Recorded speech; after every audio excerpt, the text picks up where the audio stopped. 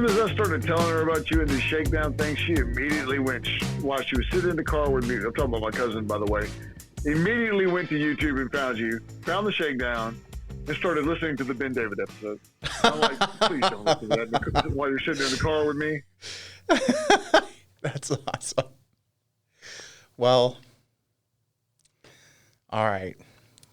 Well, let's get started with this. I got everything recording, so I'll do the open, and then just so you know, when I say Malone, that means I'm handing it over to you to do your opening.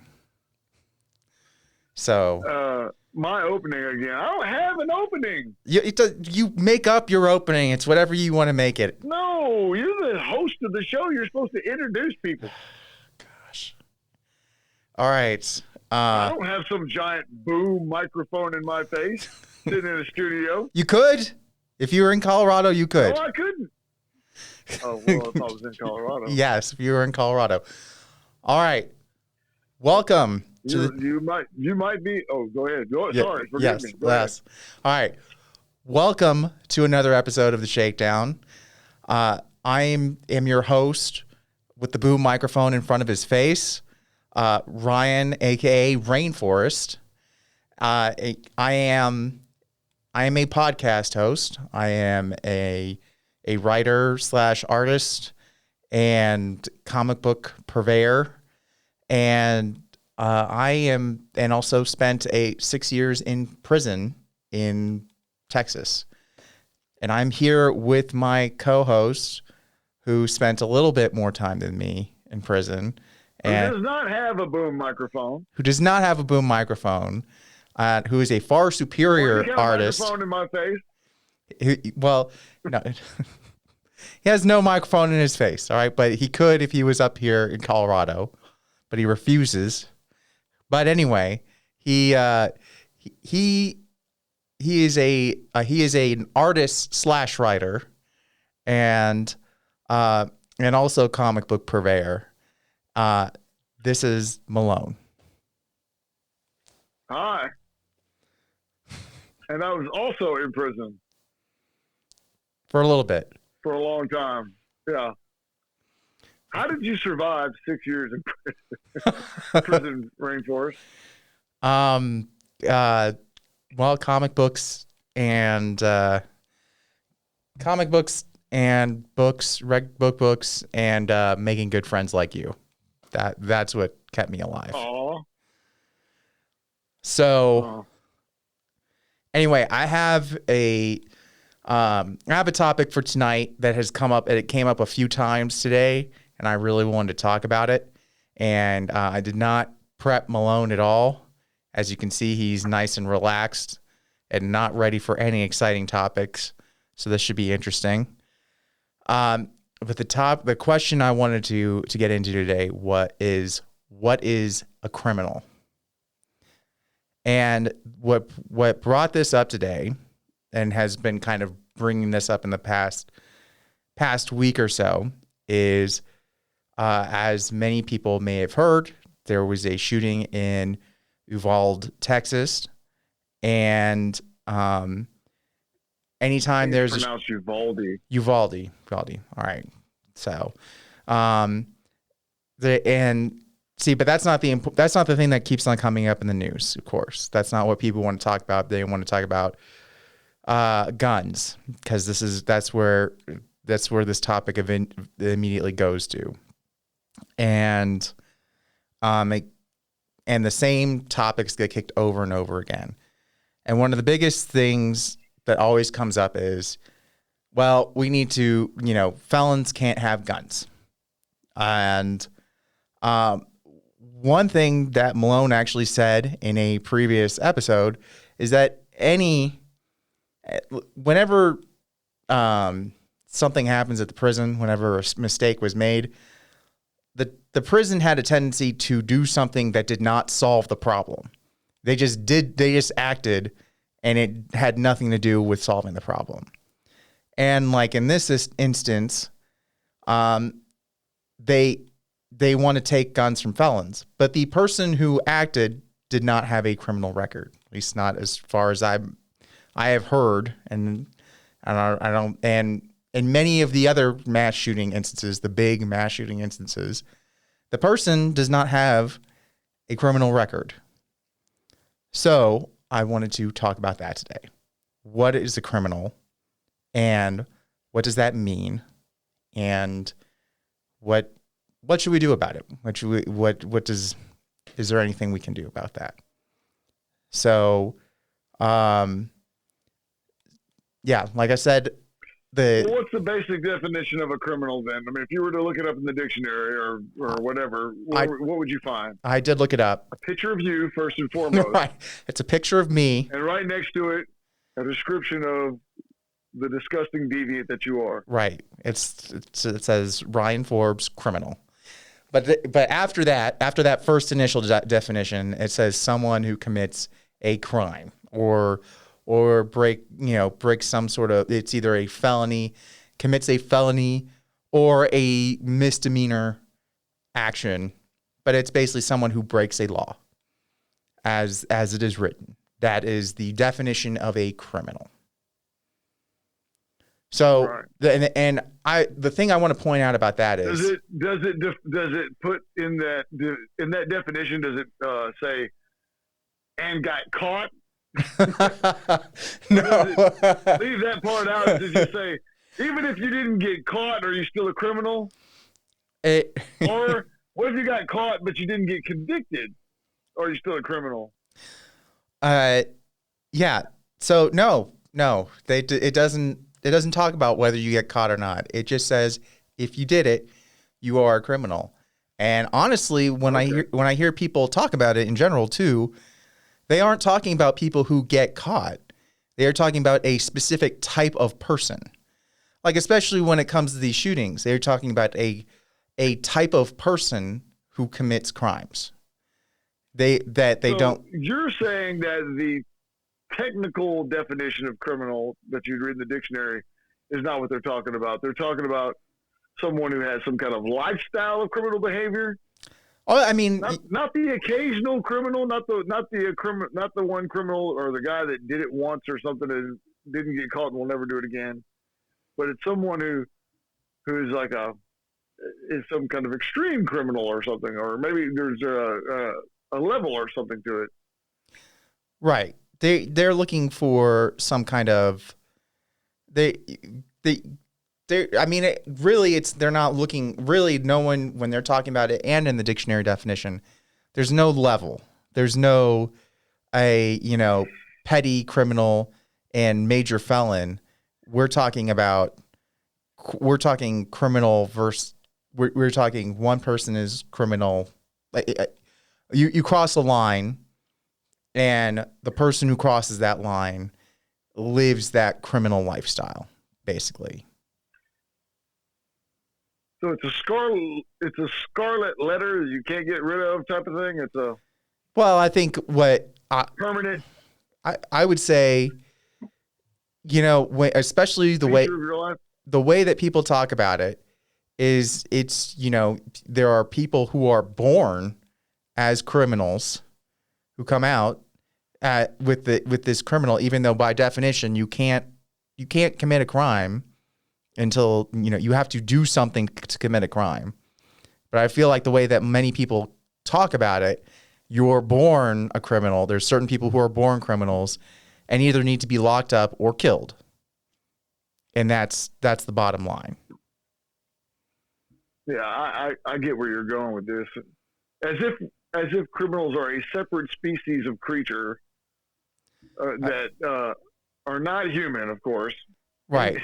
And don't deserve and need to be dealt with. Some kind of invasive species like feral hogs that must be eradicated. And can't be fixed, can't be changed. Right. It can only be annihilated or at the very least locked up forever. Right.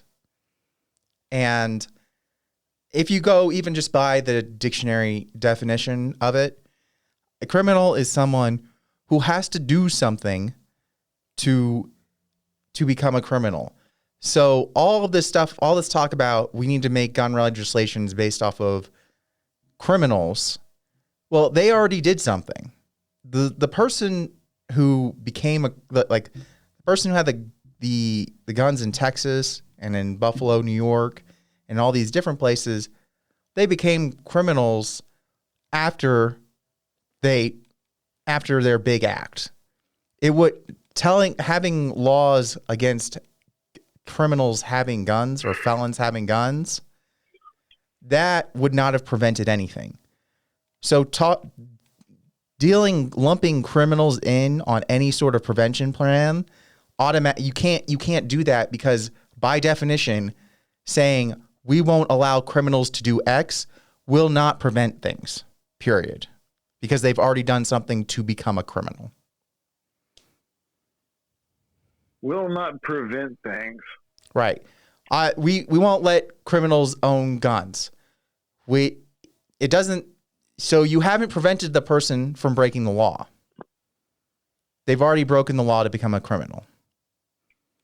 So, right. And the mass shooter. Are you saying so? Since they're already criminals and they have that kind of mentality, well, then they wouldn't have any problem breaking the law again to get guns. Well, if they so choose. Yes, they're already criminals. Why? Yeah, there's that aspect as well. But I'm talking more of we keep bring the conversation about prevention keeps talking about as we both know, upon our release, we have a whole bunch of restrictions. We can't own firearms. We can't be using firearms. We can't be hanging around people with firearms. We can't travel to certain places. We can't travel to certain countries. All of these things, okay? There's all these limitations. Can't get an apartment. Can't Can't do get all kinds of stuff. Yeah. Right. All of this stuff. Jobs don't want you. Right. This is once again, none of this prevented the initial crime. None of it. All right. Is it preventing a crime in the future? Future crime. Yeah. You want to try and prevent a future crime. Maybe not. Okay. What we do know is that the people who were doing the mass shootings, for the most part, they weren't criminals before the mass shooting. That's why they could purchase the guns legally. Right. So they get it. So everything is done by the books up until they do the criminal thing. And even then, I can't even say, they get a shooter in custody. He's still technically not a criminal because he has to be tried and found guilty, which a lot of people forget. That's all part of it. And that can take years, especially in a big giant case with a mass shooter who's very well known. Well, don't you think that, maybe this criminal thing is just, are you suggesting that they're just looking in the wrong direction? They should be looking at the mentally ill? They should change the term that they're using from criminal to insane person. And then they would have hit the right mark? No. I mean, technically, if you're diagnosed as some kind of with some kind of mental illness, well, then you're in a category that should be there are certain things that have to be done.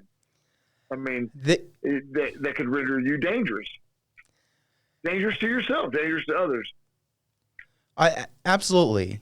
But once again, look at what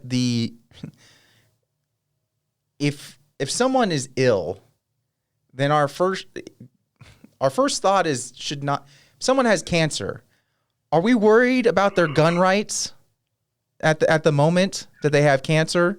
Is that really our first priority? Is the oncologist going to say, okay, I'm just letting you know you have pancreatic cancer, you have 6 months to live. I just need to know, do you have any guns in the house? Is that a conversation that's happening right now? No, but I mean, come on, that's taking it to It's not. Anyone with pancreatic cancer, it has nothing to do with that type of thing. Well, there are people that are mentally ill. I mean, I would suggest that probably anybody that goes and does a mass shooting could be argued that there's a mental illness behind that would cause it. Well, let me take you down what the actual conversation for someone who might have. I can't say I don't have pancreatic cancer. I do have family members who've been diagnosed with cancer and many other illnesses, and I can tell you how the conversation for them it usually goes down like this: you've just been diagnosed with cancer. All right, and here are a list of resources for you. I'm going, and this is the situation. This is what you have to deal with. These are people who can help. These are people who can help you in this area. These are people who can help you with counseling, with personal development. These are people who can help you with your treatment, who can actually directly deal with your cancer on what you're going to deal with that. There's a bunch of different groups that can help you in that area. All right. Even if they can't cure the cancer. All right. They can't fix the thing. Right. The problem they have a team, they have groups of people that can say, we're going to help you with this. Now, if you're mentally ill, that conversation doesn't happen, period. All right. Really? Like mentally ill. Well, if you're, I guess that's not true. I guess you can't, there's going to be certain situations, but if we're talking about right now in this specific the whole reason why people are sent to asylums or to mental hospitals and all that is because of that. I mean, that conversation does happen. Yeah. People will say that, look, someone has become dangerously mentally ill and needs some kind of a 24-hour supervision and medication, or maybe even more extreme. I mean, it does happen, and because of the danger to themselves and to others that they pose. So, I mean, it does happen. I will, but it's just a lack of being able. I mean, in my opinion, it's an inability to be able to identify and do anything about that type of thing. But quite possibly, all we're talking about is, I mean, I get where you're going. That the focus on criminality is not where you need to be looking whenever a mass shooting happens. The focus needs to be on our ability to identify people who are mentally ill, right, and have this kind of danger and be able to deal with it. I'm saying that I don't know if that's where you're going, but you're saying I know what you're saying. You're saying that the focus is in the wrong place. I mean, I then added, possibly the right place for the focus is the mentally ill and identification of their problems. I see, and I hear you on that. And the other part of what I'm saying is that one of the other things that gets thrown about too during these conversations is talk about mentally ill, which, and if it was talking about the mentally ill in the way that you're talking about is how do we identify who's mentally ill? How do we help them out? We actually will work towards prevention. Like, how do we recognize who's struggling and how can we help them? Then I'm all for it. I'm all for figuring out ways to deal with that. Another place I see where the debate should rest is possibly on, is this just one of those things that living in a free society, one of the dangers of freedom that we just must live with. I mean, you want freedom, you want to be able to do all this stuff, you want to have your own freedom. Well, then these are the risks. It comes with a price. Maybe that's what we're talking about here. Maybe that is the other side of the argument. Freedom, you have to look at it from two ends, and this is the problem that people run into. What you're suggesting also, even whenever you get into the mental illness thing, is that you strip somebody of some of their freedoms. That And I think that's one of the reasons why we have such a problem with identifying these people, is because we so respect the idea of well, we can't tell people what to do. It's difficult to impose any kind of rules on someone who hasn't done something yet. But it's not difficult for society to point out, oh, that guy has done something. Let's hate him forever. And every time we need to impose a rule, let's not look at the real problem. Right. Let's look at that separate species of creature over there, the demonic criminal, and we'll force all that down his throat because he's an easy target anyways. We can do whatever the hell we want to with him. Right.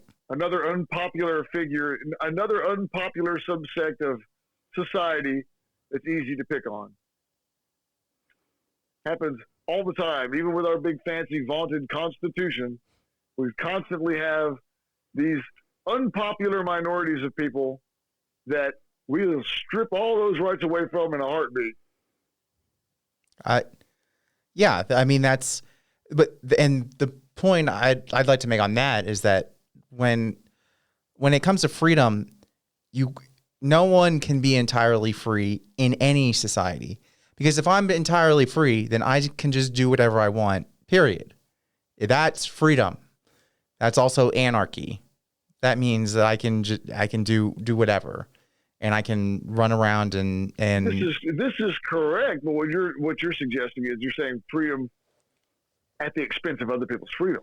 Right. So it's always a balancing act. That our freedoms, the way that it's been designed or it's been thought of is that, okay, well, the only freedoms that we shall restrict for you are the freedoms that would restrict the freedoms of others, so that everybody's the most amount of freedom can be enjoyed by everybody.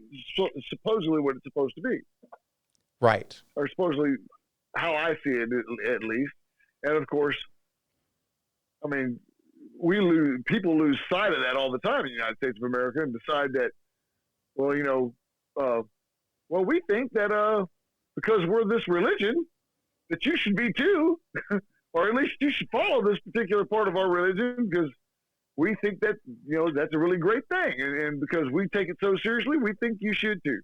Right. And they'll restrict your religion, your freedoms behind something like that, or we think this is unhealthy, and we don't really care what you think because we know better than you, and so we're going to strip your freedom to smoke in a bar or a restaurant because we think it's unhealthy to smoke inside.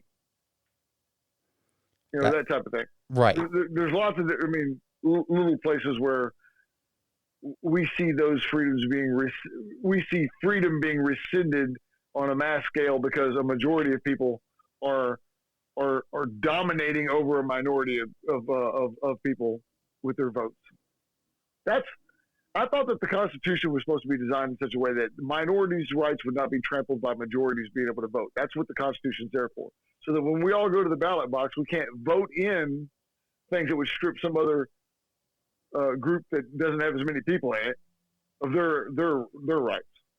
Well, actually, with the Constitution, it hasn't played out like that quietly. Yeah, kind of the Constitution and the a lot of the way the original things like the Electoral College, it wasn't so much as they were set up to ensure the rights of all minorities.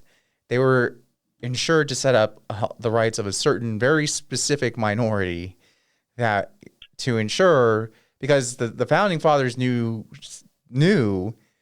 that the rich, well-read, mostly slave-owning class was a very small portion of America at its founding. And one of their big fears was that someone could go and rile up all the landowners, other landowners or men or whatever, anyone who had the right to vote, get them all stirred up and have them turn on all those people who gathered and wrote the initial laws and set it up. So they had a little fail-safe, which is why we have things like the Electoral College and certain and like having judges serve life terms and things like that. Right. So we have made progress. We did have founding fathers that did believe that, every 20 years we needed a new constitution because literally Jefferson believed that we needed to tear up the Constitution every 20 years and then write a whole new one because he figured it's not going to be representative of the people of the time. It's not fair for the old generation to write the rules for the next generation. Right. Because the world belongs to the living. Right. And so it's our destiny should be within our own hands. Yeah. It's an interesting concept, though. I like it. I think it's a great concept, but on the flip side, you have people like, or people like in the same school as Anthony Scalia who believe that the Constitution is the Constitution and you should never change it. And it's written in steel, but, as long as it meets a certain interpretation, though, as always. Yeah. Well, I mean, I do get it that some people have appended to this document some kind of level of sacredness, which I don't really understand because I see it being violated constantly. But right. All right. Oh well. As long as it's violated in the way that appeals to them, well then, yeah, the Constitution should be sacred. Right. So, but I kind of like what Malcolm X had to say about stuff like that. No freedoms or rights can be given to you. The only freedoms and rights that anybody has are the ones that they take, ones that they actually enforce upon, enforce themselves. Right. And that, I mean, if I'm dependent on someone who has power over me to give me, to be so kind as to allow me to live my life with freedom, well, then I really don't have that freedom because they can take it from me anytime they really want. Right. Is that going at all down the track that you were hoping to go tonight? I think it's a good track to go down, but I want to bring it back onto the rails of the track that we were getting on and maybe kind of start going, maybe getting to some final points. But one thing I want to say about the criminal, back on to what is a criminal and who is a criminal, is that a criminal is anyone who commits a crime or breaks the law in any way, breaks any of any law. So, and because you can be a criminal for felony or misdemeanor alike. And so most everyone is going to count as a criminal under that definition. So, right. So if that's... So you have to ask yourself, what do they really mean when they say criminal? Right. And who are they talking about? And what? Right. And why are we so fixated on laws that are about handling criminals? Basically, because we're talking about taking guns away from criminals. If you're someone who speeds on the way to work, then you are, by definition, a criminal. If you're someone who cheats on your taxes, then you're a criminal. And none of you should be allowed to have guns. All right. If you're embezzling money, you shouldn't be allowed to have have guns. If you're the guy who, caused the Deepwater Horizon oil spill, you should not be allowed to have a gun based on these laws and these rules. Now, the crimes have nothing to do with guns, but that's what what these rules are for, and they're supposedly set to enforce things. The same thing goes. Yeah, but of course, I get exactly what you're saying. Yeah. But,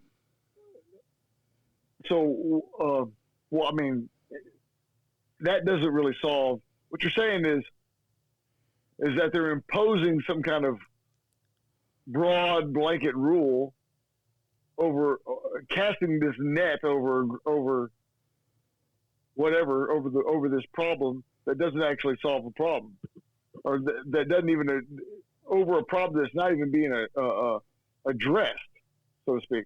Right. Wow, that's not. Well, I mean, what I'm trying to say is that you said it earlier best. It's we're assuming when these laws and these conversations come up that criminals are a different species. Criminals are someone different.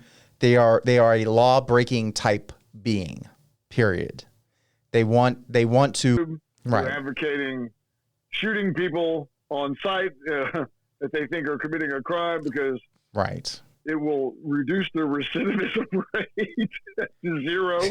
Yes, that is something. Yeah, that is great, and it's because they're a separate species of creature like feral hogs that need to be eradicated. Right, the criminal type people, we should, and that is a whole nother thing. If you are someone who advocates that the cops should shoot someone when whether or not they're not just the cops, everybody, which is why you have incidents. Just like that guy and those 2 guys in Alabama who took it upon themselves, or was it Georgia? It was Georgia. Those 2 guys in Georgia who see a black guy running through their neighborhood and take it upon themselves to go chase this guy down with guns, and then when the guy fights back and tries to take the weapon from one of them, they end up shooting him to death in the street. And now they're in prison, of course. But I mean, and that guy's lost his life because they took that concept that you're talking about into their own hands. And instead of the debate going into this area of racism and so forth, also, which I'm not saying that's completely invalid, but I don't think that's where the debate is most appropriately placed. It's this concept of taking of this criminal type of thing into their own hands, and that there's this separate species of creature called criminal that makes it all right for you to go and kill them. It wasn't. I don't think they thought they could kill this guy because he was black. I think they thought they could kill this guy because they thought he was a criminal. I mean, maybe because he was black, hated it. Maybe they that gave them. Maybe there was another reason, but I don't think that was the core of the reason. I don't think that's what gave them permission to go in their own minds to go and do this. Remember, you got to remember, one of those guys was a former police officer, and they claimed they were trying to do a citizen's arrest. They had cameras and everything. This has become very common. But you'll never hear that debate or that reasoning given in the media. They immediately go to some other some cause inside of their minds that they think is more important than that. They'll never, because I mean they can't even conceive of the other of the true root of the cause. The debate has never been had. It's not in the public square of opinion or whatever. Which is why we have this podcast, because we never hear that. We're here to change the world because we know what's really going on. We've got it figured out.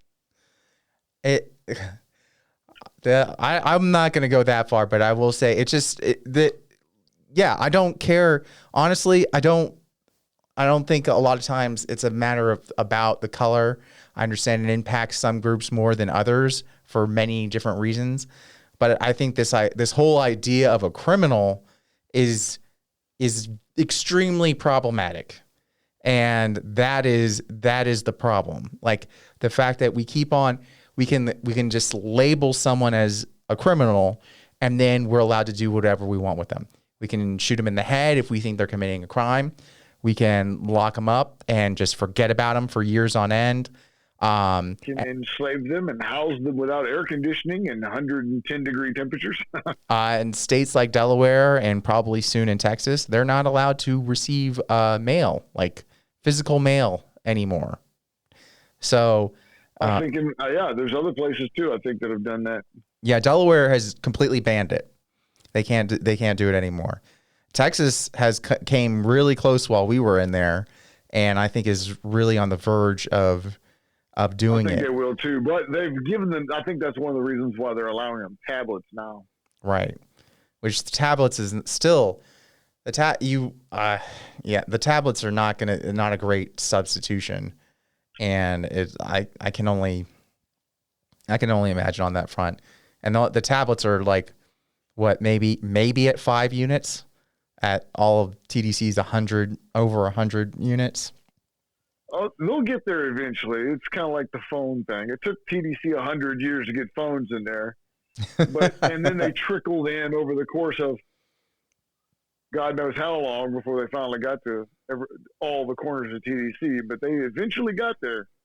Yeah, and Securus made sure to take advantage for a long time until just recent, like until the Supreme Court finally made them drop the phone prices down. 24 cents a minute doesn't sound like a lot, but I will tell you that adds up real quick when that's your only way to talk to your loved ones is 24 cents a minute. Oh yeah. I mean this right here, I can only imagine like how much if we were running 24 cents a minute. Well, they were just. I can remember those days when they first started too. And they had like 5-minute phone calls. And you were only allowed to make two phone calls a week or something. It was this ridiculous restrictions they had on it. And then they like found out how much money there was to be made. And like take all those restrictions, get all that off, man. Let everybody make as many phone calls as they possibly can for as long as they want. That's another thing is like, they still restricted though. It's not like it's unrestricted access to the phones. I mean, it went to 30. Yeah, it is technically because I mean 30 minutes, but they could. The only thing that stops you from calling back again is the eventual rack time cutoff that they had on the phone. That the phones went off at 10 o'clock at night and didn't come on until 6 in the morning or 7 or whenever it was. Well, I'll put it to you this way. All right.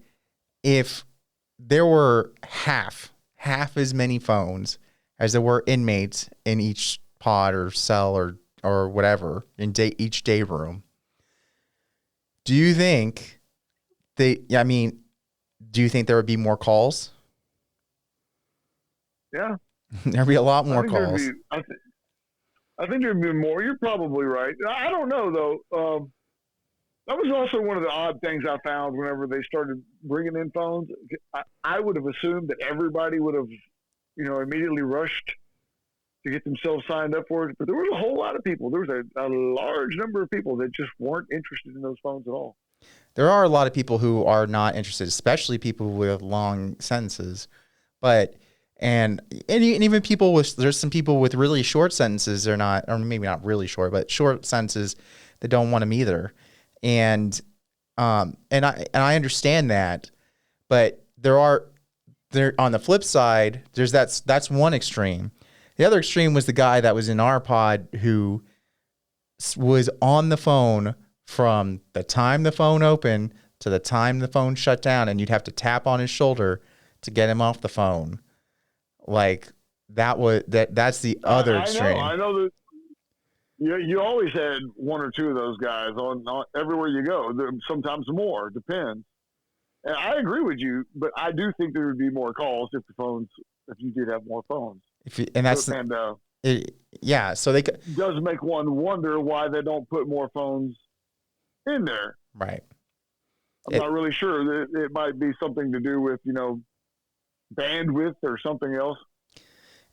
I'm sure there's probably a money aspect of it, but I have a feeling on any state-run agency, they're not smart about making money. They're just not. That's not usually a thing that they really think about. And there's so many chains of command and hoops to jump through. Unless someone high up, as you've seen many times, the only time something really gets done is if someone high up on the totem pole makes enough fuss, then it gets done right away. All of a sudden you find... Well, there was a conflict when the phone thing happened, okay, between two different mindsets. One was the don't let those bastards even have air. I mean, right. We ought to be killing them. We ought to be, torturing them every day type of Right. attitude. And couldn't stand the idea of us being able to have a phone at all. Phones are too good for criminals type of idea, right? You had that. And it was competing against this whole other mindset that saw dollar signs on those phones. And I don't believe that they started doing it because they felt like they wanted us in contact with our families. No. I'm not really sure exactly what finally prompted them to decide to use phones. It might have been that they just finally felt like, I mean, every third world country on the planet allows access to the phones in their prisons, except, and here it is, Texas doesn't have phones in their prisons, and it is the 2000, and it's 2010. What is going on? I will There's internet in prison in Peru, and you don't have access to a phone in Texas. Everybody's still sitting around writing, using letters. And after I got out of prison, I mean, of course, you can't, just like you can't find a payphone anywhere anymore. I know it's not impossible, but finding stamps and things like that is not nearly as easy as it was. I mean, they're not to be had everywhere. No. You have to really go out of your way to try to get a hold of a stamp and envelopes and things like that, because people just don't write letters anymore. There's no need to out here. I mean, electronic communication is so accessible. It makes everything else, for the most part, obsolete. Yes. So I think that maybe TDC was running into that. They're looking at the near future of written correspondence and realizing it doesn't have one, and that people's families still want to communicate with their loved ones in prison. But that I don't think that was. I'll put it to you this way. I don't think it's any surprise that Securus, and that they'll say it's. I know some of the phones said CenturyLink, but it was Securus. Securus is the one that runs all of the phones to all of the prisons, all of the country, and then it makes no surprise to me that they do all of them in Texas. And I am sure they had been pushing, like, that is. You'd say it was like an outside lobby that probably paid off some of these state senators and of course, governor. Who was it at the time? Perry or the governor? Perry, yeah. Exactly. I think they had been pushing since day one to get into the market, and then I think finally there was some sort of give, and they Perry was a lame duck at the time. Yeah, and that was what gave him he realized he wasn't going to be up for an election, so that's why he made those decisions, I think. Right. Because that was still a very unpopular call. People in Texas did not like the idea of us getting phones. Right, and that's I will tell you, in pretty much every other respect, Texas takes that hard line that you talked about. These inmates don't need air. Like they don't need. We are happy to watch them work the fields all day and die in the fields, as opposed to giving them a fan. Like it's. Yeah, I mean that this is. They are fine letting inmates die, work in the fields, they love that idea, the idea and the very real life image of guys in cowboy hats standing over inmates or the guys on horseback standing over inmates with a shotgun and telling them to work while the inmates are freaking just falling out in the field, battling freaking snakes and spiders and all sorts of other crap. Like Texans love it because criminals are bad. They're not human. They're bad. Species of creatures. Right. That deserve torment. Right.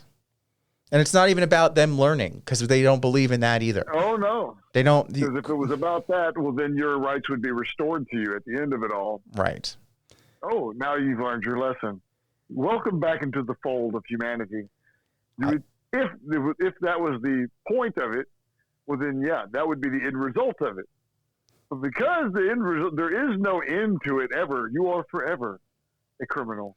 And there's nothing that can be done about it. Well, it's not other than us constantly picking on you behind it, because now that you have that label of criminal, anytime that we get some evil bone in our body that decides we want to start doing something bad to someone, you will be the focus of it. It's not the other thing is when we get out, we don't get, not only do we not get our rights restored, we get a fast pass back. You just leaving your house at the wrong time. Up until very recently, you don't get your rights restored. You get your rights restricted. I mean, you other than the fact that you get out. I mean, it's with very, very limited amounts of freedom, especially for me with the GPS monitor. Right.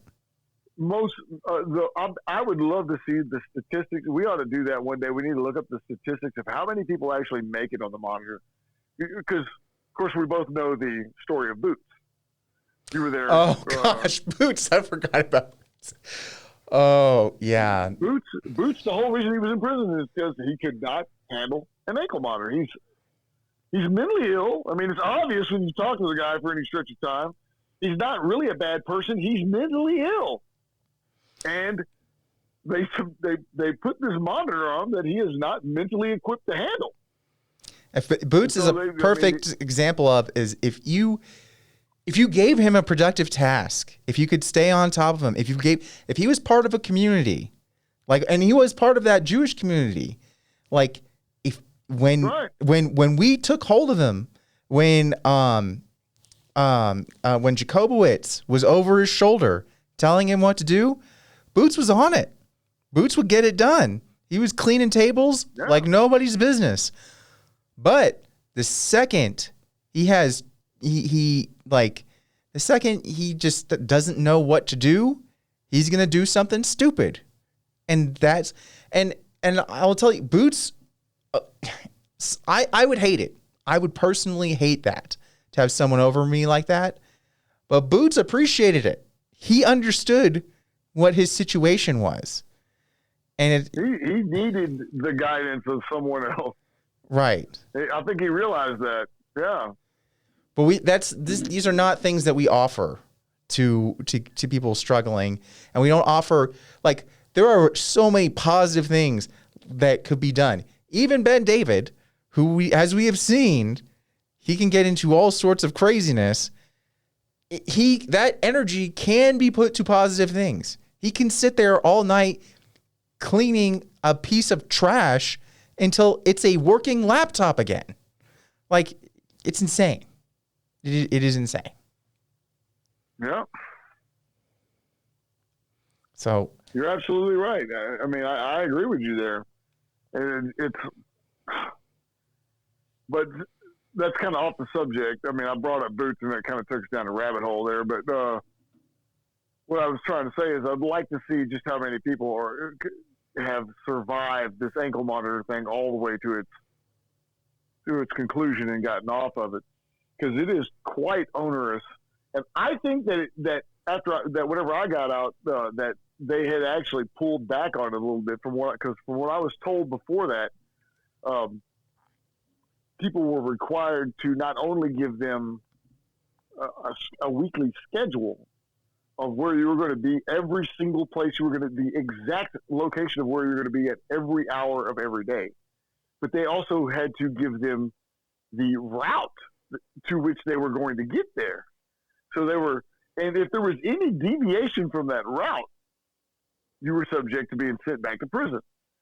And I mean, it doesn't take much imagination to figure that daily life oftentimes takes us off of our own beaten path. Right. I mean, there's mechanical failure of vehicles. There's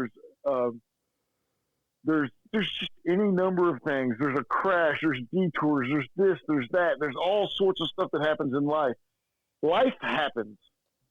Right. I mean, I've got another friend whose father was in prison for 30 years, and whenever he got out, he was on the ankle monitor. He's never been able to get off the ankle monitor. He's been out of prison for over 7 years. He's been on the ankle monitor, but he's been in and out, back and forth into jail, behind the monitor, and just he cannot handle it. He cannot handle it. And instead of getting him off of it, finding some way for him to handle it, I mean, they instead would rather have him on this endless cycle. He's not committing any more crimes, and probably never will. The man's old, first and foremost. Right. The guy's like in his late 60s or early 70s. He's way out of his criminal years or his wild years, and they don't even want to send him back to prison. I mean, he's violated this monitor so many times that if it was someone else, they would have sent him back to prison. But because he's so old, they'd rather not deal with him there. So what they do is they have him this endless cycle of halfway houses, jail, and safe P programs, because he's mentally unequipped to be able to handle a GPS monitor. Right. And that's one of the biggest determinants of criminal behavior, he's a criminal. Yeah, that's a criminal, so that he deserves that. that's one thing I always want to bring up when we have this conversation is that the biggest thing no restoration into society for this person. Right. But the thing is that the biggest determinant of criminal behavior is not income, it's not education level, it's not race, it's not parents, none of that. When they've studied this, the biggest determinant of whether or not someone is going to commit is going to break any sort of law, the biggest indicator is age.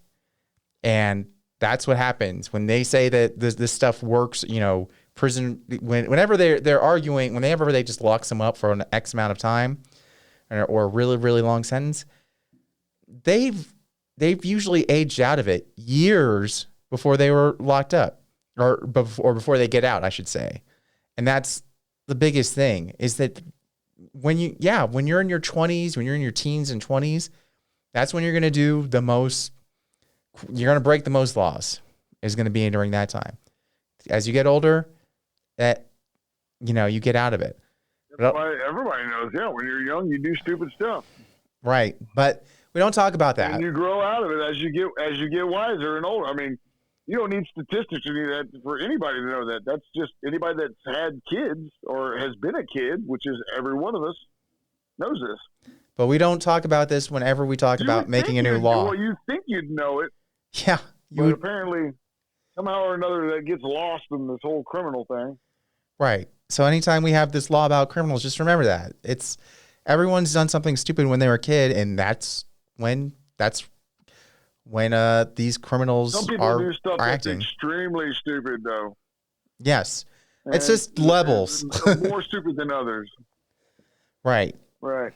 And you may think you wouldn't do something that stupid with your friends or whatever, but I promise once again, it doesn't matter about income. It doesn't matter about race or whatever. Everyone does stupid stuff. And as Malone said at the beginning, just some of us get caught. Some of us get caught. Some of us get punished harder than others. Some of us do it in the wrong county. Some of us do it in the wrong state. Some of us do it while being the wrong color. Yes. Some of us do it while having the wrong income level. Yes. Well, not being able to get the right lawyer. Exactly. So that is the point of what we want to say. So before, I think my equipment is probably going to start, its battery life is about to die. So I think it's about time to wrap this up. And I'm going to try and put this up probably quickly. I think we can put this one pretty much right up. But anyway, I'm glad we got to talk about this. It made me feel a lot better. Any final words over there, Malone? Yeah, I'm sure you do feel better, you criminal scum. Yes, I do. All right. All right. Well, this has been this has been the Shakedown. Thank you for joining us. If you want a cool shirt like this, you can go to wayward.press or waywardpress.com and check them out. And you can also check out Warp Ranger and some cool comics and cool art and stuff like that too. And very cool. And yes, and we will see you again soon.